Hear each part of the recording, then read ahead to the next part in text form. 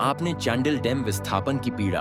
वास्तव में किसी भी बड़े विकास कार्य के पीछे एक अनकही कहानी होती है, जिसमें जमीन खोने वाले, अपनी जड़ों से कट जाने वाले और विस्थापन की मार झेलने वाले लोग शामिल होते हैं। चांडिल डैम मल्टीपर्पज प्रोजेक्ट का हिस्सा है। इस परियोजना का उद्देश्य तो सिंचाई, पेयजल और बिजली उत्पादन था, लेकिन इसके लिए जिन गांवों की जमीनें ली गईं, वहां के लोग दशकों से अपने अधिकार और न्याय की लड़ाई लड़ते आ रहे हैं। बहुत से परिवारों को आज तक पूरा मुआवजा नहीं मिला।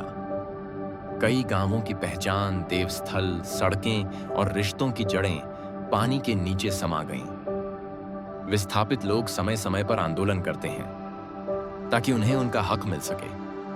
पर्यटन स्थल बनने के बाद लोग डैम की खूबसूरती तो देखते हैं, लेकिन उसके पीछे छिपी कुर्बानी और दर्द की दास्तान अक्सर अनसुनी रह जाती है।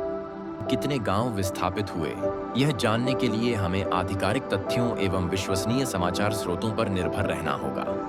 दिल्ली के द हिंदू का एक समाचार अक्टूबर 2023 बताता है कि 116 गांवों से विस्थापित लोग झारखंड के रांची राजभवन के सामने धरने पर बैठे थे, जो पहले बताए गए आंकड़ों की पुष्टि करता है। विश्वसनीय स्रोतों के आधार पर ये सत्यायित है कि 116 गांव विस्थापित हुए थे। 19,115 परिवार विस्थापित हुए। यह संख्या दर्शाती है कि कई गांवों में कितने परिवारों को विस्थापन का सामना करना पड़ा। 43 गांवों की संख्या केवल एक पुनर्वास प्रक्रिया या योजना से संबंधित है, जो विस्थापितों को मुआवजा देने के उद्देश्य से संबंधित है, न कि विस्थापन का कुल आंकड़ा। चांडिल डैम वास्तव में सुवर्ण रेखा मल्टीपर्पज प्रोजेक्ट, सवर्णा रेखा मल्टीप्योर प्रोजेक्ट SMPE का हिस्सा है।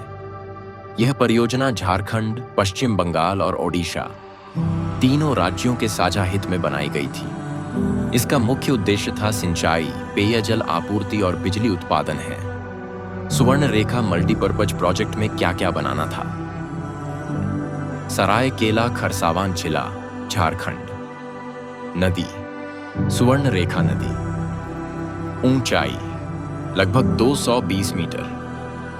यह डैम सबसे प्रमुख संरचना है, जिसे देखकर लोग आज भी पर्यटन के लिए आते हैं। मुख्य उद्देश्य सिंचाई, विशेषकर झारखंड और पश्चिम बंगाल के खेतों के लिए। पेयजल आपूर्ति, जमशेदपुर और आसपास के इलाकों में। बाढ़ नियंत्रण, नहर प्रणाली के माध्यम से पश्चिम बंगाल तक पानी पहुंचाना। सिंचाई और पेयजल आपूर्ति, नहर network, canal system. Chandil dam और गालूडीह बराज से एक विशाल नहर प्रणाली बनाई गई। पानी को झारखंड से पश्चिम बंगाल और ओडिशा तक ले जाया जाता है। सिंचाई के लिए लाखों हेक्टेयर जमीन को लाभान्वित करने का लक्ष्य रखा गया। जल विद्युत हाइड्रो पावर प्रस्ताव, परियोजना में बिजली उत्पादन की भी योजना थी। चांडिल डैम और अन्य स्थानों से जल विद्युत प्लांट लगाने की परिकल्पना हुई थी। हालांकि व्यवहार में इसका पूरा लाभ अभी तक नहीं मिल पाया। आज भी विस्थापित लोग दार अपनी आजीविका के लिए भटकते रहते हैं। यह है चांडिल डैम की छोटी सी एक क्लिप। क्या आप चांडिल डैम के बारे में और अधिक जानकारी चाहते हैं तो हमें कमेंट करें और इस फेसबुक पेज को फॉलो कर लें।